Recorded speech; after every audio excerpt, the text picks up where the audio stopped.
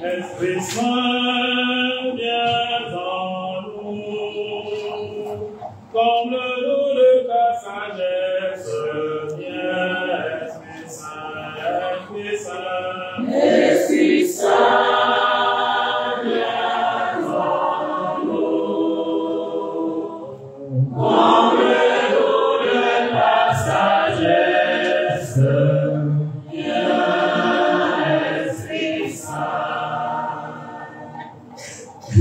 Esprit Saint, viens en chacun de nous bénir et nous purifier.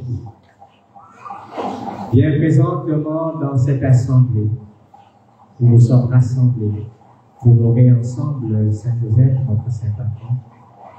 Donne-nous, Esprit Saint, comme Saint Joseph, de faire la volonté de Dieu au nom du Père et du Fils et du Saint-Esprit.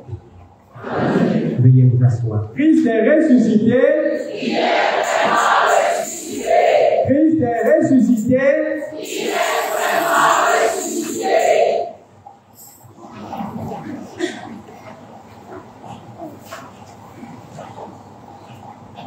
Chers frères et sœurs, chers amis dans le Christ, nous avons choisi de célébrer aujourd'hui de manière en différé la fête de Saint Joseph, qui est notre Saint-Patron.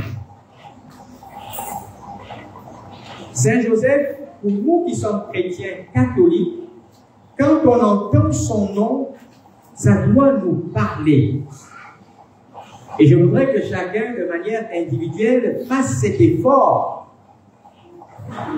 de voir en lui ce que Saint Joseph peut représenter, ce que Saint Joseph a comme, ce qu'il a comme connaissance pour Saint Joseph. Si on vous posait la question, qui est Saint Joseph? Que vous pouvez nous dire sur Saint Joseph? Que chacun essaye de trouver quelque chose à dire. Parce que ce Saint Joseph, il est une image phare de notre religion. Saint Joseph est quelqu'un de très important en raison de l'action qu'il a menée dans le plan de salut de notre humanité, dans le plan de salut personnel de chacun d'entre nous. Je voudrais donc, pour la méditation que je vous propose, nous donner 3 vérités sur Saint Joseph. 3 vérités. Il y en a plusieurs, mais je vous en donne que 3. Et à travers ces vérités, nous allons tirer les leçons et les enseignements pour notre vie de tous les jours. La première vérité que je voudrais tirer de la fête de Saint Joseph, puisqu'il est aussi notre Saint-Patron, c'est la vérité de Saint Joseph, patron des travailleurs. C'est l'Église qui a déclaré Saint Joseph patron des travailleurs, en raison de l'amour du travail qu'il avait. Souvenons-nous, il était charpentier. Un charpentier, c'est celui qui s'occupe des bois. On peut dire aujourd'hui aussi menuisier. Donc il avait l'amour du travail. Et cet amour du travail, puisque nous célébrons Saint Joseph, ça doit nous parler. Nous devrions, nous aussi, avoir l'amour du travail. On doit aimer travailler. Un chrétien qui n'aime pas travailler, ce n'est pas bon, comme j'aime à le dire. Et il y en a qui ne savent pas toujours pourquoi ils doivent travailler. Alors je vais revenir pour nous expliquer, pour nous donner le fondement, ce sont les fondements du travail humain. D'où ça sort? Pour comprendre pourquoi nous devrions avoir l'amour du travail et pourquoi nous devrions travailler, nous qui sommes chrétiens, je tiens là un langage de chrétien, il faut remonter à la Genèse, au livre de la Genèse, ce livre qui nous dit la création de tout, le commencement de tout, de notre histoire avec Dieu. Que s'est-il passé à la Genèse? Il s'est passé à la Genèse que Dieu, dans son plan d'amour, il a décidé par amour de créer le monde. Il créa le ciel et la terre. Il créa les animaux, il créa les poissons, tout ce qu'ils contiennent, tout ce que contient le ciel et la terre. De parfaire le monde, de le poursuivre. Nous devenons, vous pouvez manger à tous les fruits, vous pouvez tout toucher, sauf cet arbre. Et Adam et Ève n'ont pas respecté, n'est-ce pas, cette interdiction. Et ils ont mangé, n'est-ce pas, le fruit de l'arbre des pommes. Des paroles de bénédiction que nous avons eues avant, n'est-ce pas, ce péché, ces paroles se sont transformées en des paroles de malédiction. Il a puni, après avoir mangé le fruit défendu. Dieu a puni Adam. Et c'est en punissant Adam que la nature du travail humain a été changée. Autrefois, Adam, si le travail était, n'est-ce pas, continuer l'œuvre de Dieu, si le travail était, n'est-ce pas, quelque chose de un peu plus sombre, de moins laborieux, qu'il y avait moins de notion de souffrance dans le travail, maintenant, avec cette désobéissance, eh bien, maintenant, tu vas manger à la sueur de ton front. Tu vas devoir travailler. Le travail recevait ainsi une malédiction. Ça devenait une souffrance. Ça devenait maintenant la recherche de cette liberté. La recherche, n'est-ce pas, de ces choses que nous avions de manière gratuite quand nous étions dans la bénédiction de Dieu. Et c'est peut-être un peu pour cela que beaucoup de personnes souffrent et que beaucoup de personnes n'aiment pas travailler. Parce qu'il y a encore cette idée de malédiction. Et puis après, avec le Christ, quand il ressuscite dans le monde, d'entre les morts, il redonne à la nature humaine sa splendeur première. Il enlève toutes les malédictions qui avaient été professées sur les hommes, de par leur mauvais comportement. Bref, il nous réintroduit dans l'amour de Dieu, il nous réintroduit dans les bénédictions de Dieu, de sorte que c'est seulement avec le Christ que le travail humain acquiert, n'est-ce pas, sa signification et retrouve sa signification première, qui est, n'est-ce pas, d'être à l'œuvre avec Dieu dans, n'est-ce pas, son œuvre de création. En dehors du Christ, on ne peut pas comprendre ça. C'est donc le Christ qui nous donne de comprendre que le travail que nous sommes invités à faire, c'est, n'est-ce pas, la continuité de l'œuvre de Dieu. C'est le Christ qui nous apprend, n'est-ce pas, que quand nous travaillons, nous sommes des collaborateurs de Dieu. C'est le Christ en dernière leçon. Il faut donc maintenant s'attacher à ce Christ. Parce qu'en dehors de ce Christ, il y a beaucoup de choses qu'on ne peut pas comprendre, il y a beaucoup de choses qu'on ne peut pas vivre dans notre relation à Dieu. Qui restera encore sans travailler? Quand je sais désormais que mon travail, moi, travailler, c'est être collaborateur de Dieu dans son œuvre de création, qui restera encore sans travailler et qui refusera de travailler? Un beau discours pour les chrétiens que nous sommes. On ne peut pas rester sans travailler. Efforcez-vous. Aux jeunes, on dit, notre système est fait de telle sorte qu'on donne mieux à un travail, on donne mieux un travail à quelqu'un quand la personne a des compétences. Et les compétences s'acquièrent dans un système de formation. Allez à l'école.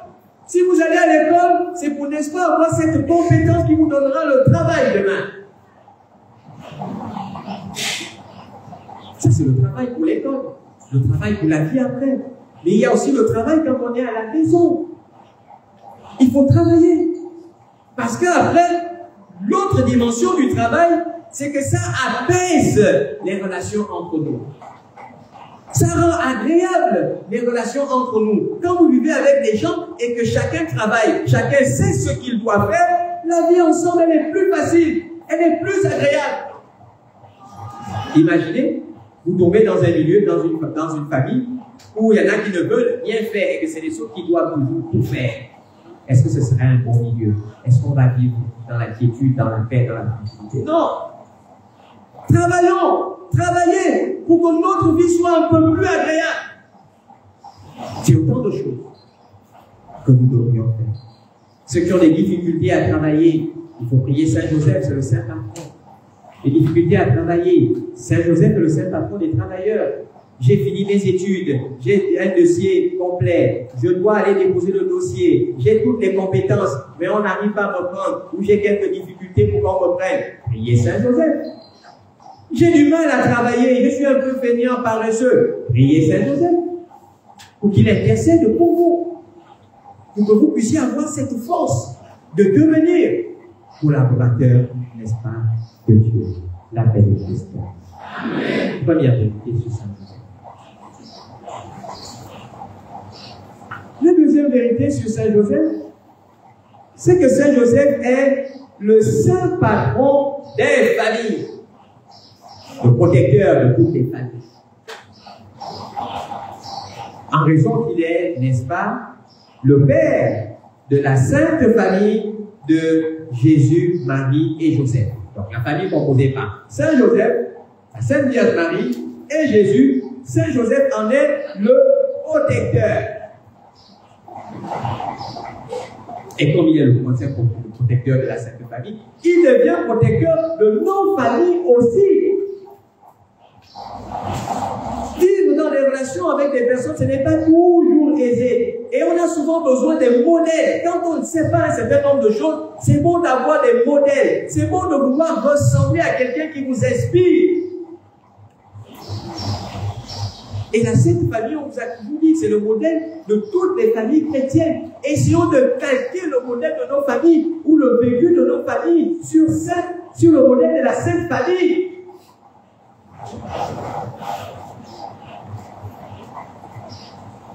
La Sainte Famille était une famille pieuse qui avait Dieu au centre de leur relation.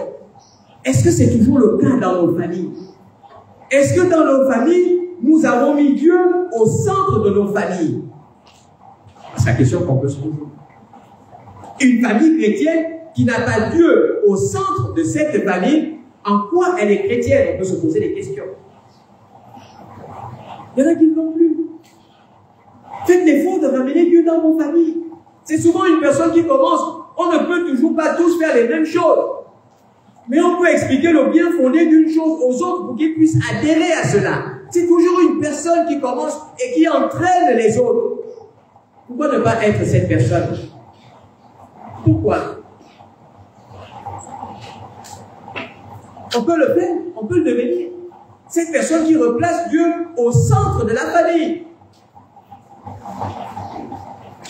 Et quand on aura replacé Dieu au centre de la famille, il faut maintenant être à son écoute, parce que la tête famille écoutait aussi la parole de Dieu.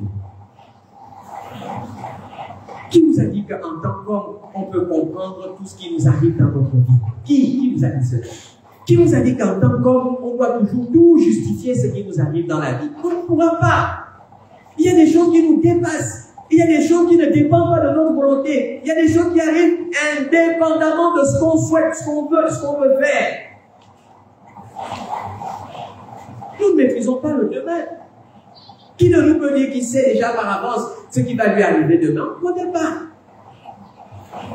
Voilà pourquoi dans toutes les familles, on doit pouvoir s'abandonner à celui qui connaît déjà ce qui se passe le lendemain. Il n'y a que Dieu qui connaît ce qui peut nous arriver demain et ce qui va nous arriver demain. Il n'y a que lui. Moi, je ne peux pas vous garantir. Vous-même, vous ne pouvez pas le garantir. Pourquoi ne pas mettre celui qui sait tout de notre côté à notre avantage pour qu'il nous aide à connaître des vies meilleures?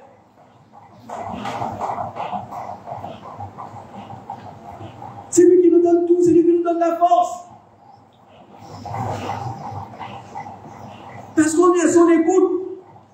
Regardez comment Joseph a été à l'écoute de Dieu.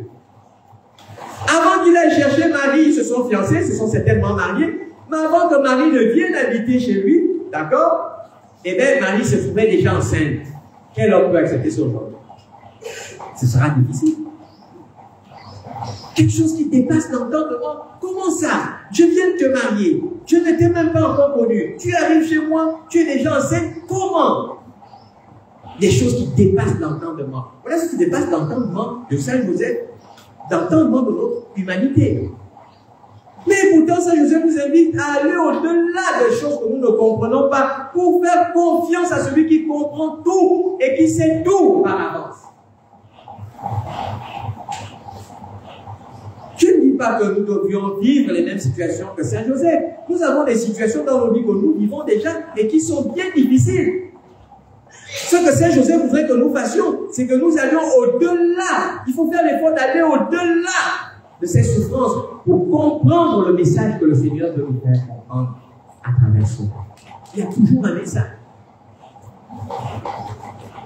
Et pour cela, il faut être à l'écoute. Parce que si Saint Joseph n'avait pas été à l'écoute de l'ange, il aurait répudié la Vierge Marie. Et les choses se seraient passées autrement. Donc l'écoute de la parole de Dieu nous permet de surmonter certaines difficultés et même certaines joies. Si on n'écoute pas la parole de Dieu, ça va être un peu compliqué. Qui nous l'apprend? C'est Saint Joseph. Voilà comment est-ce qu'il n'arrivait pas à comprendre un certain nombre de choses. Avec la confiance qu'il a faite à Dieu, et voilà ce que nous avons dit. Il y a aussi la Vierge Marie. Elle vient de se marier, l'ange arrive, lui dit, tu seras la mère du Sauveur, tu enfanteras un enfant, tu lui donneras le nom de Seigneur. Elle aussi, elle est étonnée. Comment ça?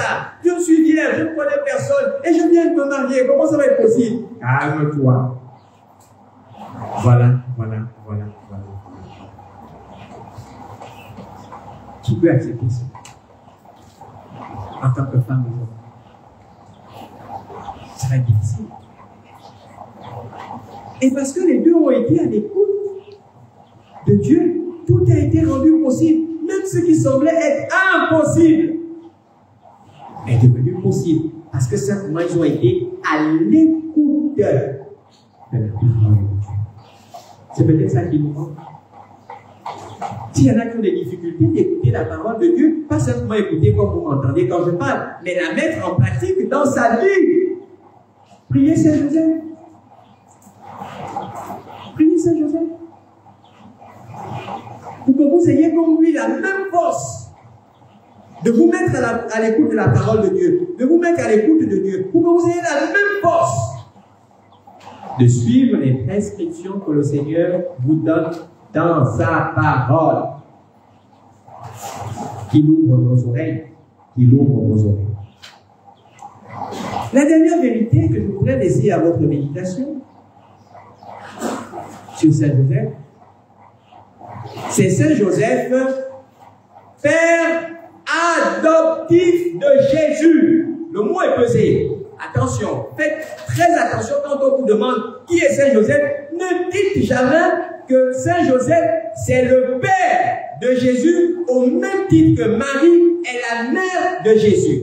Non, c'est pas possible. Ce sera une faute théologique. Et une faute théologique qui peut même être grave.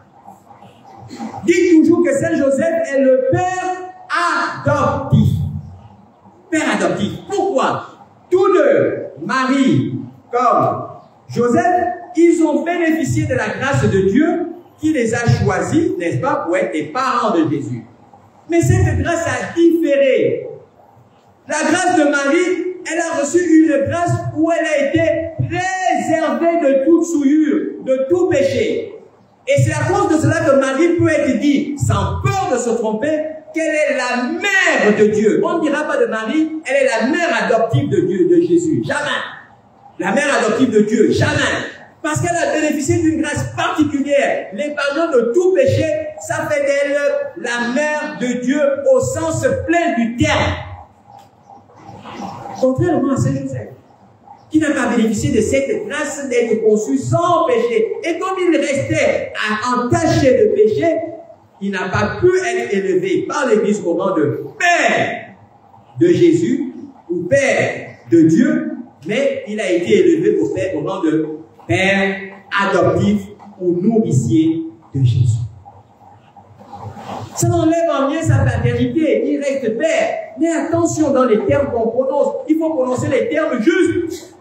Parce que ces termes que nous donnons sont remplis d'histoire, sont remplis de dévotion là-dedans.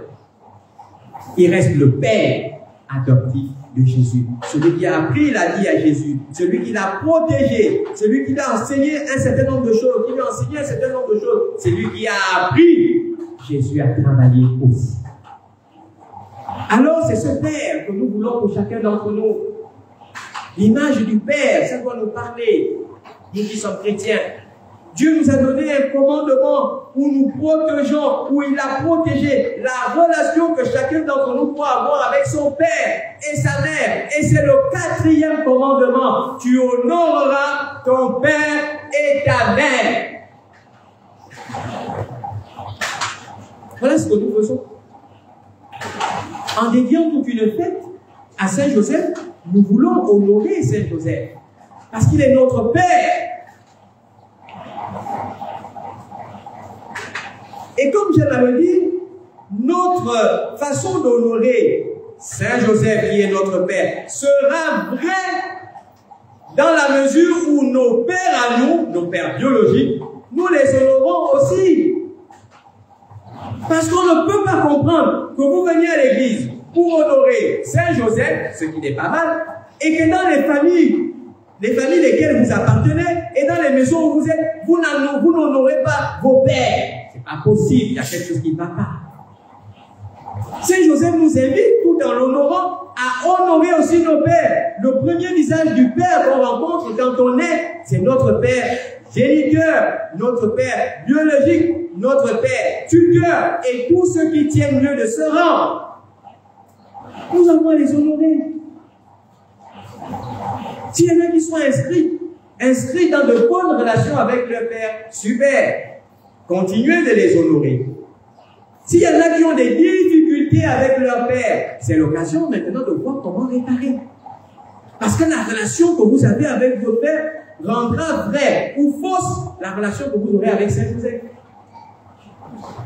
Comment vous allez dire à Saint Joseph que vous ne voyez pas entre griffes, que je t'aime, que je t'honore, et votre propre père que vous voyez, vous ne l'honorez pas, vous ne l'aimez pas, vous n'avez aucune relation avec lui. Ça n'aura pas de sens. Alors faisons un effort. Pour ceux qui ont leur père, qui sont morts, priez pour le repos de leur âme.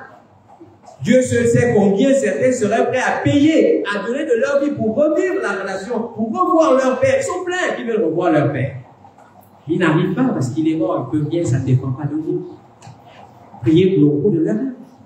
Et ceux qui ont encore la grâce, pour ne pas dire autre chose, ceux qui ont encore la grâce d'avoir leur père en vie, faites tout pour avoir une relation saine avec eux. L'Église sait très bien que les relations, c'est pas facile, il peut y avoir quelques difficultés. Mais l'Église ne peut pas nous demander de demeurer dans des relations conflictuelles. Elle ne peut pas. Ce sera des gens de société qu'on va construire. Si on accepte que oui, les gens peuvent vivre fâchés, oui, les gens peuvent vivre sans se parler, quelle société on veut construire? Imaginez un monde où personne ne se parle. Imaginez. C'est pas possible. Donc s'il y a des choses à faire, il y a des choses à faire. Ceux qui ont des relations conflictuelles avec leurs parents, il faut agir et agir maintenant. Parce que trop de personnes souffrent. Vous-même, vous souffrez. Vos pères souffrent. Alors il faut bien que quelqu'un mette un terme à cette souffrance. Et pour mettre un terme à cette souffrance, il y a des actions à poser. Ces actions vont aller jusqu'à vous demander de vous sacrifier, jusqu'à vous demander de vous humilier, de vous rabaisser. Mais n'ayez pas peur de le faire. Vous allez peut-être perdre devant les hommes, mais vous allez gagner devant Dieu. Vous allez gagner. Donc faites un effort. Si vous avez besoin que des frères vous y aident, venez réfléchir avec les frères. J'ai envie de faire la paix avec mon père, mais mon père déjà il ne veut pas me voir. On va trouver des astuces pour que ça s'ouvre. Parfois c'est des incompréhensions.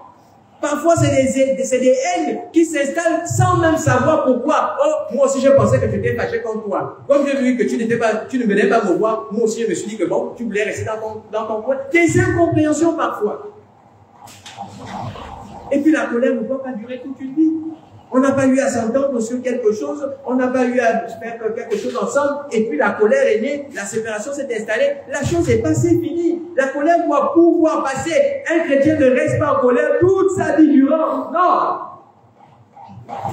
Il faut les chercher. Il faut les chercher.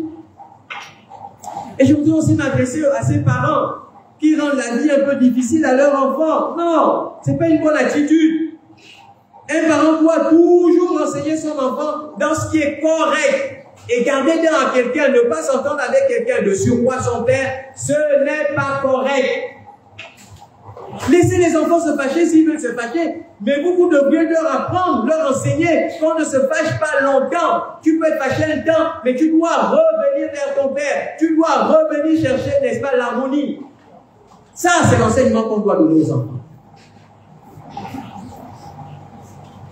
S'il y en a pour qui c'est vraiment pourri, essayez vraiment maintenant d'avoir des relations saines. Ne pas en vouloir au père. Ne pas en vouloir aux enfants. Ce serait peut-être l'occasion de leur faire un petit geste, un petit cadeau, un petit appel, un petit message. Nous allons prier pour toutes ces choses. Pour que cette fête de Saint-Joseph nous aide à comprendre que tous, autant que nous sommes, nous avons à faire la volonté de Dieu. Loué soit Jésus-Christ. À jamais.